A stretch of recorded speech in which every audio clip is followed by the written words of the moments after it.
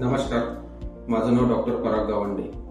मी Pushpalata DY. Patil hospital Ambi येथील बालरोग विभागात असिस्टंट प्रोफेसर म्हणून कार्यरत आहे.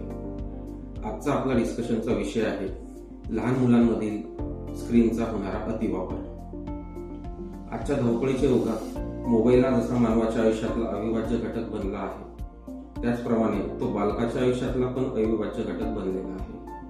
माझा मुलगा काही खात नाही म्हणून मी त्याला मोबाईलवर रील लावून देते, असा प्रकार मातांमध्ये प्रत्येक घरात बघायला मिळतो.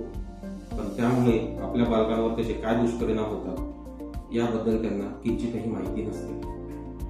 मोबाईल, रील्स बघणे, लॅपटॉप, टीव्ही या स्क्रीनच्या अतिवापरामुळे डोळ्यातून पाणी येणे, डोळे लाल होणे, एकाग्रता न लागणे, झोप पूर्ण न होणे, कुठल्याही कामात एकाग्रतेने लक्ष केंद्रित न होणे, reel vision syndrome, anxiety neurosis, चिडचिडपणा, जिद्दीपणा असे प्रकार आपल्याला बघायला मिळतात. तर त्यावर उपाय म्हणून आपल्याला काय करता येईल याची मी तुम्हाला माहिती देऊ इच्छितो.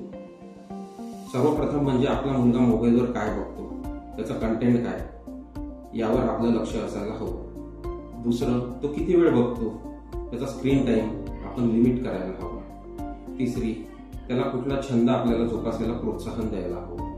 मैदानी खेळांकडे त्यांना आकर्षित करायला हवं. क्रिएटिव्ह गेम, क्रिएटिव्ह ऍक्टिव्हिटीज यामध्ये आपणही बालकांमध्ये समाविष्ट होऊन त्याला त्यात रमवायला हवं. आणि सर्वात महत्वाची गोष्ट म्हणजे आपल्या बाळासमोर आपण तर मोबाईलचा अतिवापर करत नाही ना, याकडे प्रत्येक पालकांनी जागरूकतेने लक्ष देणे आवश्यक आहे.